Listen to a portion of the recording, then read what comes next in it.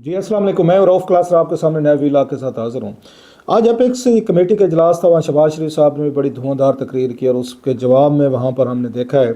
अली अमीन गंडापुर साहब हैं, उन्होंने भी बातें की। स्पेशली अली अमीन गंडापुर साहब जो हैं जब बाहर निकले हैं कमेटी के इजलास से, तो उन्होंने जो गुफ्तगू की है वो बड़ी वही पुराना स्टांस लग रहा था, पुराना उनका स्टाइल था जो आपको पता है, जिसके लिए वो जाने जाते हैं। स्पेशली जो यहाँ पर उनका ख्याल है, पार्टी का ये पीटीआई का ख्याल है, कत्लेआम हुआ है और बहुत बड़ी तादाद में लोग जो मारे गए हैं। खैर अब कम अज़ कम वो सैकड़ों की बात नहीं करते, अब वो 12-13 लोगों की बात करते हैं जो अली अमीन गंडापुर साहब ने बात की है। सो जो गुफ्तगू वहाँ पे हुई है, कमेटी के अंदर हुई है, ये एपेक्स कमेटी में, उस पर एहसन इकबाल साहब ने कुछ एतराज़ात अपने फाइल किए हैं या बात किया कि अब कमेटी के इजलास में जो बात है वो बाहर नहीं निकलनी चाहिए और वो अली अमीन गंडापुर साहब जो हैं उन्हें ये बातें वहाँ पर बाहर नहीं करनी चाहिए थी। खैर उन्होंने उनको थोड़ा सा पॉलिटिकल माइलेज जो है वो भी दिया कि वो एक पार्टी के भी से वो हैं मेंबर है, अपनी पार्टी को भी खुश करना है, वो वज़ीर आला भी हैं, उन्होंने वहाँ पर भी अपनी अपनी ड्यूटीज़ जो हैं वो देनी है। 2 कश्तियों के सवार हैं, लिहाजा ये हुकूमत जो उनकी इस बात को अंडरस्टैंड करे। सवाल ये है कि जो वहाँ पर शहबाज शरीफ साहब ने गुफ्तगू की है वो कितनी उसमें वो जान है, और जो उन्होंने कुछ स्टेप्स लेने की बात की है कि जनाब के सोशल मीडिया के हवाले से ऑलरेडी बहुत सारी सख्तियाँ हैं और आपको वो मज़ीद बताया जा रहा है। बल्कि सोहेल भट्टी साहब जो हैं बड़े अच्छे रिपोर्टर हैं, जर्नलिस्ट हैं जी टीवी के, उनकी खबर में देख रहा था, वो कह रहे हैं कि 53 करोड़ रुपीज़ जो हैं वो शायद एक कम्युनिकेशन के नाम पर दिए गए हैं कि तमाम सोशल मीडिया जो है इनको काउंटर कैसे करना है, नैरेटिव कैसे बनाना है, और क्या इसको ये जो उनका ख्याल है हुकूमत का प्रोपागंडा हो रहा है, झूठी खबरें हो रही हैं, फेक न्यूज़ फैलाई जा रही हैं। स्पेशली 24 और 26 नवंबर को लेके जो कुछ इस्लामाबाद में हुआ है, उसके बाद फेक इमेजेस बनाए गए हैं, आर्टिफिशियल इंटेलिजेंस के ज़रिए बहुत सारी तस्वीरें जो हैं लोगों तक पहुँचाएंगी, और आम आदमी जो है वो उनमें वो डिफ्रेंशिएट नहीं कर सकता। स्पेशली वीडियोस जो बनी हैं वो मैं सुनकर देख कर आप हैरान हो जाते हैं। बल्कि मेरा बरखुरदार मुझे एक बता रहा था, एक दिन उनका मैसेज है, वो भी इसी ये फील्ड से रिलेटेड है, कंप्यूटर साइंस आईटी कह लें, तो उनका मुझे कहना था, उन्होंने मुझे मैसेज किया, उन्होंने कहा बाबा अब तो वो टेक्नोलॉजी भी आ चुकी है जो हम बैठे पढ़ रहे हैं अपनी उसमें क्लासेस में, जिसके तहत ये मेरी आवाज़ जो है, मेरी वॉइस मतलब उस वॉइस का एक वॉइस नोट बना के या उसको किसी को भी भेजा जा सकता है, किसी भी मैसेज की शक्ल में भेजा जा सकता है। सो आई वॉज अलार्म्ड। तो उनका मुझे कहना था कि हमारे मैसेजेस भी आपको आ सकते हैं, आपके बच्चों के, आपकी फैमिली के, दोस्तों को, आपकी आवाज़ उन्हीं की आवाज़ में, और आप उसको डिफ्रेंशिएट नहीं कर सकते। तो मुझे उनका कहने का मतलब ये था बरखुरदार का कि जनाब कि आप जो है आइंदा कभी भी कोई आपको कोई मैसेज है, कोई बात है हमारी तरफ से, किसी की तरफ से कोई ऐसी जो अलार्मिंग हो, तो आपको उसको कॉल करना है, आपने पहले वेरीफाई करना है before reacting again getting into panic mode. मतलब I was a bit alarmed as well कि आने वाली आर्टिफिशियल इंटेलिजेंस जो है या सुपर इंटेलिजेंस जो है इंसानों के साथ क्या करतब करने वाली है और क्या कुछ होगा। अभी से आप वीडियोस देख रहे हैं आर्टिफिशियल इंटेलिजेंस की आना शुरू हुई हैं पाकिस्तान में, तो उस पैमाने के अभी शायद वो नहीं बन रही, कुछ आ जाती हैं, लेकिन बाहर का मैं देख रहा था तो वो तो बड़े स्केरी एक बड़ा खौफनाक किस्म का एक सिनारियो बनता जा रहा है। जिन्होंने कहा था और बड़े बड़े लोगों ने बात की है कि आर्टिफिशियल इंटेलिजेंस जो है सोशल मीडिया के हैं, जो भी इसको नाम दें आगे आने वाले दिनों में, तो ये तो दुनिया की एग्जिस्टेंस के लिए बहुत बड़ा ख़तरा है कि किसी की वीडियोस, किसी की आवाज़, किसी की टोन, वो क्लोनिंग का जो सिस्टम याद है आपको, कुछ अर्सा पहले, कुछ साल पहले तक क्लोनिंग गई थी कि इंसानों का इंसान बना दिया जाए, जिसमें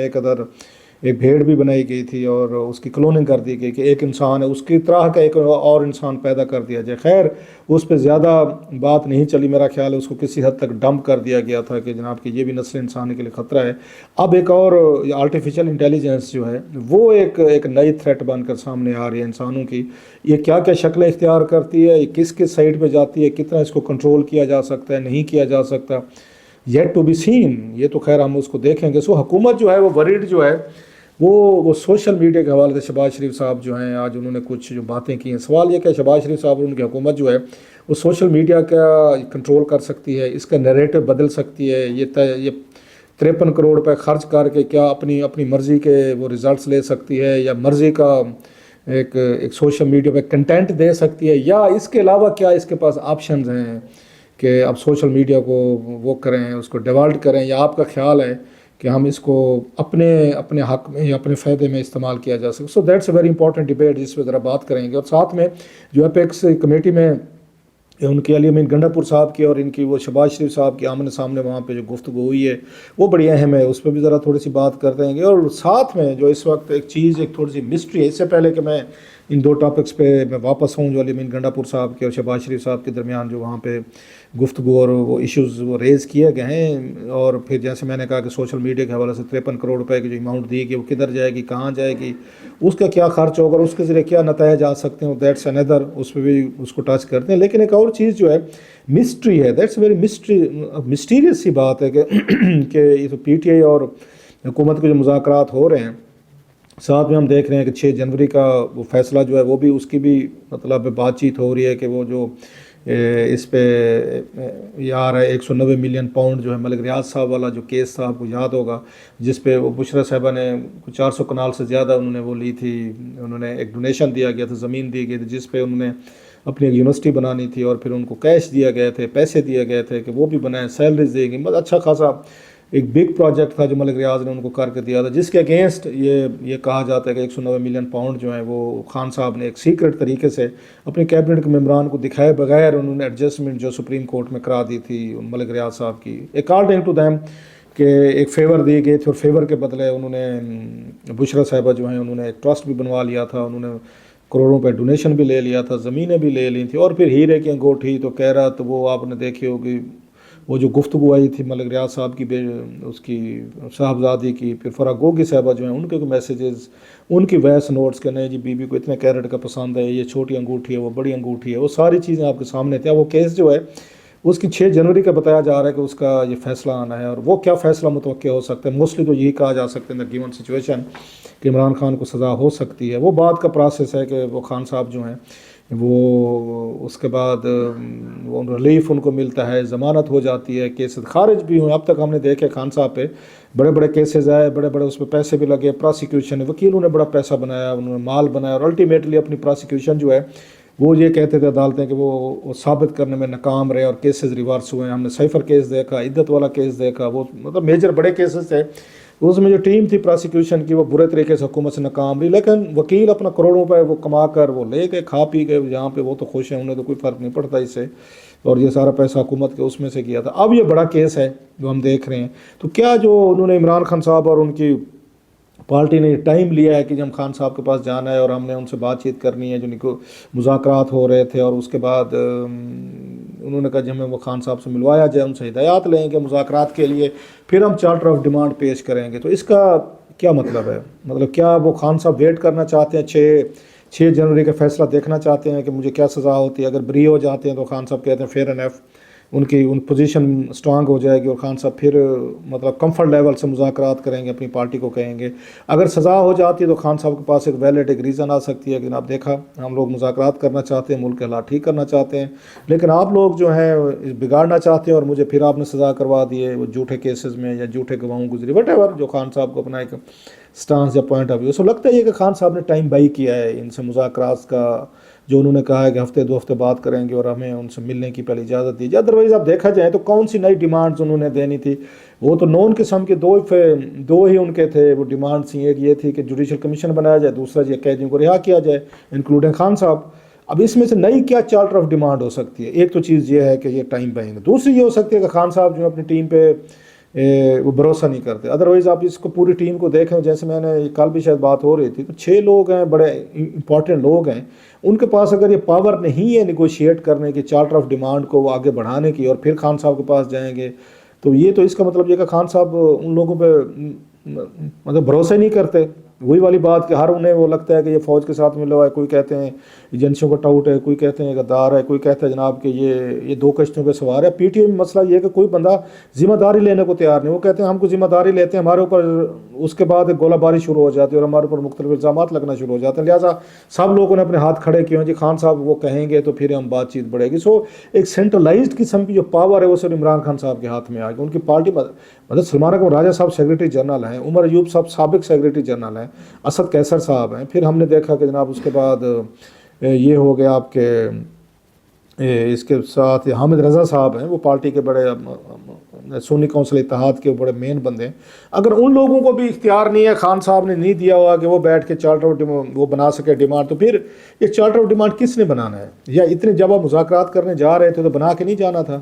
تو آپ کو نہیں پتا تھا کہ ہم نے کیا. سو دیر از سم مسٹری. خان صاحب میرا خیال ہے 6 جنوری کا انتظار کر رہے ہیں, یا وہ بعض لوگ کہتے ہیں وہ ٹائم بائی کرنا چاہتے ہیں 20 جنوری والا, کہ جب ٹرمپ آ جائیں گے پھر ہم دیکھیں کہ ہماری پوزیشن کیا ہے, اس وقت تک ہم ذرا اپنے آپ کو حکومت کے ساتھ انگیج کریں. So that could be one of the reasons. تو اس میں سے اب وہ خان صاحب کی نظریں جو ہیں وہ تو 6 جنوری پہ لگی ہوئی ہیں وہ ساری, لیکن ان کے لیے تھوڑا سا ریلیف بھی ہوا ہے کہ ملٹری ٹرائل کے حوالے سے لوگ جو ہیں وہ تھوڑے سے وہ ہوئے ہیں, ان پہ دباؤ جو آیا ہے اور وہ ریلیز کیے گئے ہیں, بہر ساتھ دباؤ ہے وہ خان صاحب اور ان کی پارٹی کے لیے بڑا ایک میرا خیال ہے ایک سودنگ ہوگا, اور ایک فریش ایئر ہوگی ان کو, کہ پہلے صرف امریکہ کے ہاتھ, امریکہ سے انہیں اسٹیبلشمنٹ سے کوئی سپورٹ نہیں مل رہی تھی یا حکومت سے بھی نہیں مل رہی تھی. اب یہ دیکھا جا رہا ہے کہ 3 بڑے کیپٹل جو ہیں, یو کے ہو, مطلب لندن ہو, برسلز ہو یا واشنگٹن ہو, وہاں سے ان کو سپورٹ ملی اور بڑی اچھی خاصی تگڑی سپورٹ ملی, جس سے پاکستانی اسٹیبلشمنٹ جو ہے وہ یقینی طور پر وہ مانے نہ مانے لیکن وہ دباؤ میں آئے ہیں, اور اس دباؤ کا ہمیں وہ نظر آ رہا ہے. بے شک لاکھ کہتے رہیں کہ نہیں جی کہ وہ خان صاحب کو 9 مئی والوں کو ان کو رعایت نہیں ملے گی یا اس طرح نہیں چیزیں کریں گی. کم از کم اس ریئیکشن سے عمران خان صاحب کے لیے وہ کا جو ملٹری ٹرائل کرنا چاہتے تھے وہ میرا خیال ہے یہ ممکن نہیں رہے گا. اب آخری ایک اور آپشن بھی ہے, وہ دکھائیں گے, ایک میسیج بھیجنے کی کوشش کرے گی اسٹیبلشمنٹ, وہ ہے جنرل فیض کا ٹرائل کا. وہ بتایا جا رہا ہے کہ ان کی ٹرائل تقریباً مکمل ہونے والا ہے اور جنوری میں موسٹ پرابلی ان کی سزا جو ہے نا وہ اناؤنس کر دی جائے گی. اور وہ بھی یہ بتایا جا رہا ہے کہ میکسیمم پنشمنٹ کی طرف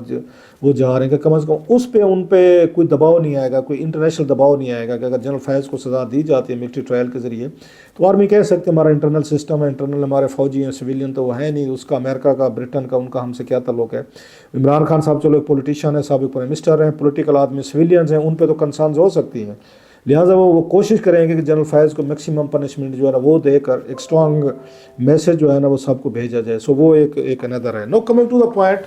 جو سوشل میڈیا کی بات ہو رہی ہے, سوشل میڈیا کو مطلب یہاں پہ جو کام کیے جاتے ہیں, ہر چیز کا حل جو ہے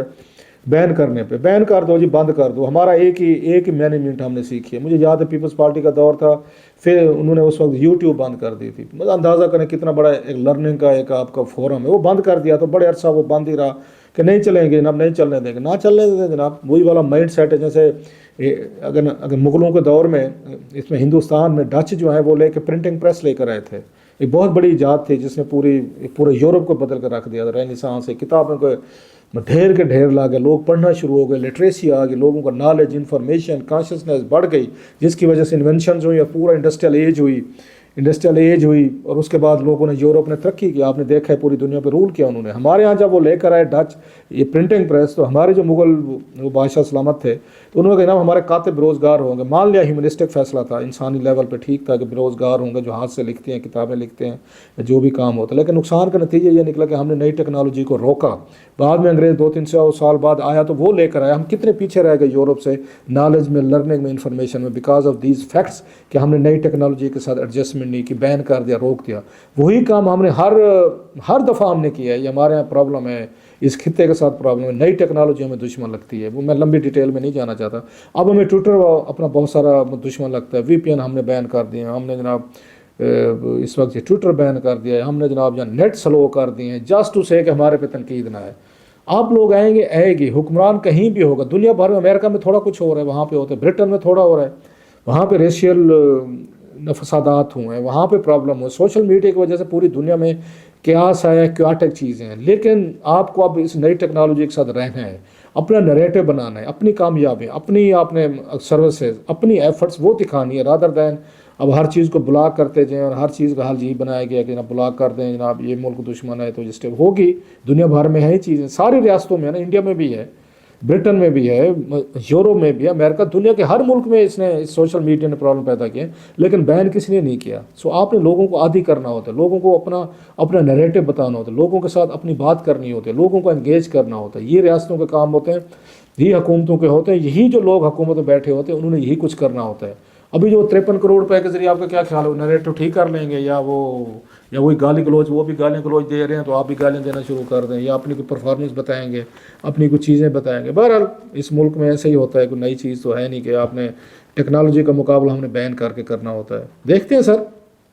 کہ اس کے بعد کیا ہوتا ہے۔ علی امین گنڈا پور صاحب کی آپ نے باتیں، یہ کہانی جو ہے ساری سونی لی ہے کہ وہ پھر باہر نکل کے انہوں نے وہی بتایا، وزیر اعظم نے شہباز شریف صاحب پہ تنقید کی ہے انہوں نے کہ دیکھیں جی کہ وزیر اعظم جو ہے وہ بھی اس کو نہیں مانتا ہے کہ جہاں پہ اسلام آباد میں کوئی قتل عام ہوا ہے، لوگ مارے گئے، وہ 13 کی بات کرتے ہیں آپ ساری،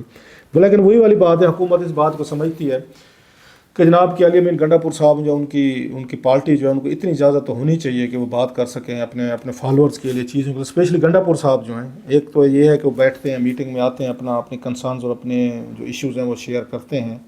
بہرحال دیکھتے ہیں جناب، بعد سے بیان بازی تک چلتی رہتی ہے، یا پھر کوئی اس کا نتیجہ بھی نکلتا ہے، یا جنوری کو ایک کروشل مہینہ ہو سکتا ہے کہ جنوری کے مہینے میں بریک تھرو بھی ہو سکتے ہیں، اور جنوری کے مہینے میں پھر بیک ٹو اسکوائر ون بھی ہو جاتے ہیں، ڈپینڈنگ اپان دا سچویشن کہ خان صاحب کے ذہن میں اس وقت کیا ہے، حکومت ان کو کیا دینا چاہتی ہے۔ حالانکہ میرا خیال ہے کہ خان صاحب کی ڈیمانڈ دونوں اتنی بڑی ڈیمانڈ نہیں ہے جو میٹ نہ کی جا سکتی ہوں، جوڈیشل کمیشن بھی بن سکتا ہے اور قیدی بھی رہا ہو سکتے ہیں، یہ کوئی بڑی چیزیں نہیں ہیں، اگر اسٹیبلٹی آ سکتی ہے، اگر کہیں نہ کہیں پہ کوئی باتیں ہو سکتی ہیں۔ خان صاحب بھی میرا خیال اس بات کا احساس کر گئے ہیں کہ شاید وہ جو ان کی شرائط تھیں کہ یہ جوڈیشل ریفارمز کو ریورس کیا جائے، ان کا مینڈیٹ واپس کیا جائے، تو وہ شاید اس وقت ممکن نہیں ہوگی، وہ بھی نئی ریئلٹیز کے ساتھ، کیا وہ 5 سال کے لیے شہباز شریف صاحب کو تسلیم کرنے پہ تیار ہو رہے ہیں، 4 سال رہ گئے باقی، تو کیا خان صاحب ذہنی طور پر تیار ہو رہے ہیں کہ ٹھیک ہے 4 سال انتظار کرتے ہیں، اگلا الیکشن دیکھیں گے، یا پھر وہ باہر نکل کے پھر سے دوبارہ ایجیٹیشن شروع کر دیں گے؟ These are very important questions, let's C.